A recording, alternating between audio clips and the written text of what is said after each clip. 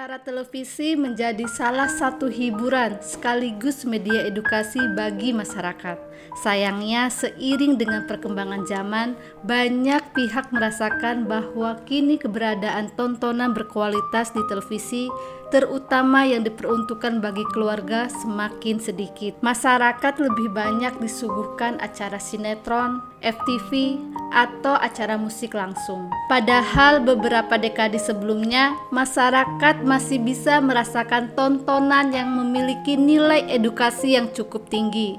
Salah satunya yang akrab dengan anak generasi 90-an, yakni film Boneka Si Unyil yang tayang perdana pada 5 April tahun 1981. Akan tetapi, barangkali saat ini masyarakat generasi milenial masih belum banyak yang tahu mengenai film yang diproduksi PPFN atau Perum Produksi Film Negara, sebuah perusahaan film milik pemerintah. PPFN merupakan salah satu perintis industri film di Indonesia. Lahirnya perusahaan ini diawali dengan pendirian perusahaan film oleh Albert Belling pada tahun 1934 yang bernama Java Pacific Film.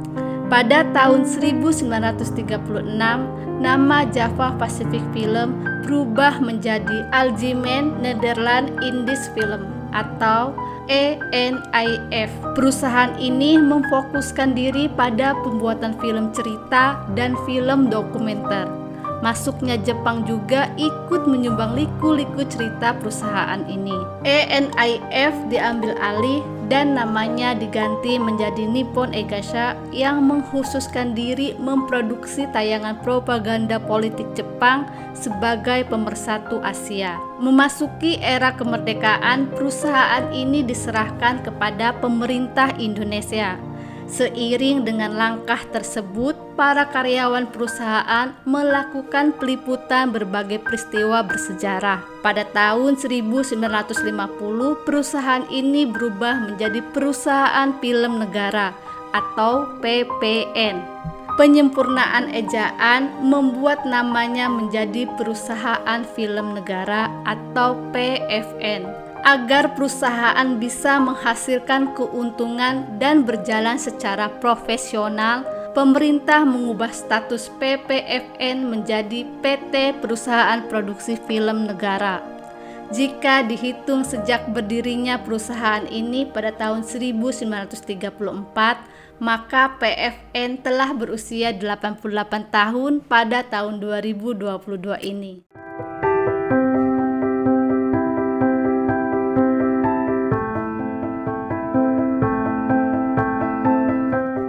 Si Unyil merupakan bentuk wayang boneka yang diciptakan oleh Dr. Randa Suyadi, seorang tokoh dongeng Indonesia lulusan seni rupa ITB. Dia juga yang menjadi sosok pengisi suara Paraden.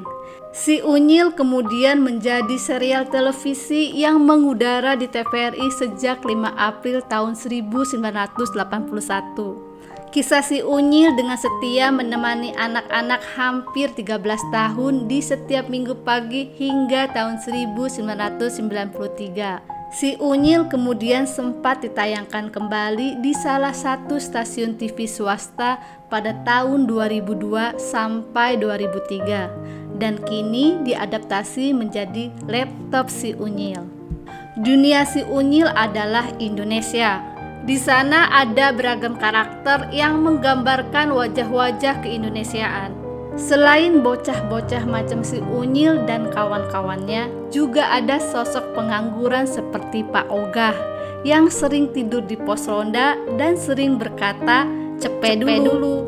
Ada juga orang tua yang cerewet, pelit, gemuk, dan ingin terlihat berwibawa dengan kumis zaman company. Dia adalah Paraden. Program film Boneka Si Unyil dipegang langsung oleh Dr. Randa Suyadi yang merupakan pembuat karakter Si Unyil. Unyil, tokoh utama dalam cerita Si Unyil, digambarkan selalu menggunakan peci dan sarung dalam kesehariannya. Kedua hal itu dianggap mewakili identitas masyarakat Indonesia. Sementara itu digambarkan karakternya yang tidak suka mencuri. Teman-temannya yang nakal akan selalu kalah pada akhir cerita.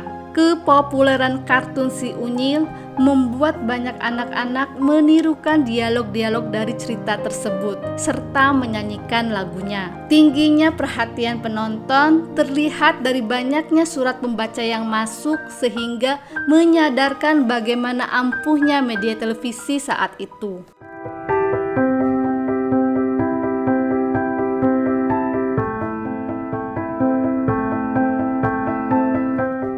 Kesuksesan cerita Si Unyil ternyata berawal dari sebuah keterbatasan. Pencipta dari boneka Si Unyil menyebut sudah hampir menyerah saat ingin membuat kartun ceria anak ini. Hal ini karena mahalnya produksi dan minimnya sumber daya manusia. Namun karena pada tahun 70-an, program televisi untuk anak-anak dibombardir oleh tayangan impor dari luar negeri, Pak Raden bersama Dr. Randos Gufron tetap berusaha mewujudkan mimpinya. Barulah pada tahun 1979, Direktur PFN saat itu, G. Dewi Payana, menawarkan ide untuk membuat cerita kartun Si Unyil. Ia menggandeng Dr. Randes Suryadi dan Kurnain Suhardiman. Dr. Randes Suryadi yang membuat boneka, sementara Kurnain akan menggarap naskah cerita.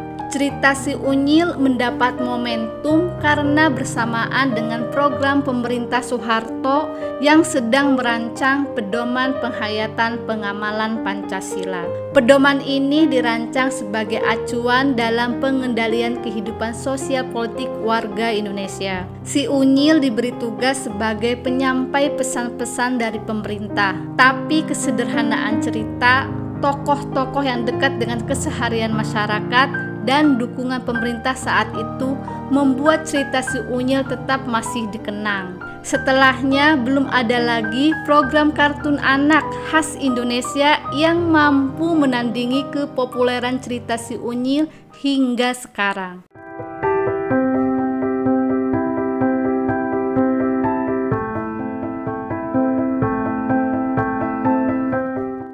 Masyarakat Indonesia boleh bangga atas diputarnya film seri boneka Si Unyil di bioskop ibu kota Warsawa, Polandia.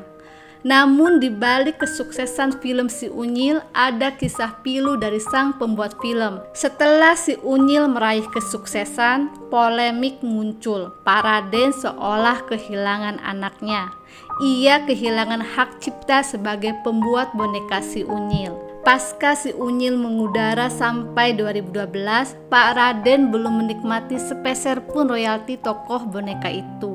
Ia pun harus berjuang demi mendapatkan hak cipta atas karya yang ia ciptakan itu. Perjanjian antara Pak Raden dengan PFN itu diteken pada tahun 1995. Isinya menyerahkan kepada PFN untuk mengurus hak cipta atas boneka Unyil. Perjanjian itu berlaku selama 5 tahun sejak ditandatangani. Menurut Pak Raden, beberapa hari kemudian perjanjian serupa muncul dengan tanggal yang sama, 14 Desember tahun 1995, tapi tidak mencantumkan masa berlakunya. 3 tahun kemudian, Pak Raden menandatangani surat penyerahan hak cipta atas 11 lukisan boneka, termasuk Si Unyil, Pak Raden, Pak Ogah, dan lain-lain. Pada 15 Januari tahun 1999, PFN mendapat surat penerimaan permohonan pendaftaran hak cipta dari Direktorat Jenderal Hak Cipta Paten dan Merek Departemen Kehakiman atas 11 tokoh itu. Namun hingga bertahun-tahun Pak Raden belum menerima sepeser pun dari hak cipta boneka yang diciptakannya. Setelah berjuang selama 2 tahun, akhirnya Pak Raden bisa bernapas lega. Pada 15 April 2014, ia melakukan kesepakatan dengan PFN. Menurut kuasa hukum Pak Raden, Dwianto Prihartono, Pak Raden memberikan kepercayaan PFN untuk mengelola ekonomi karakter Si Unyil selama 10 tahun. Selain itu, Si Unyil juga diberlakukan kontrak progresif, artinya karakter Unyil tidak hanya disebut sebagai boneka, tapi juga meliputi lukisan kartun 3 dimensi, boneka, dan sebagainya.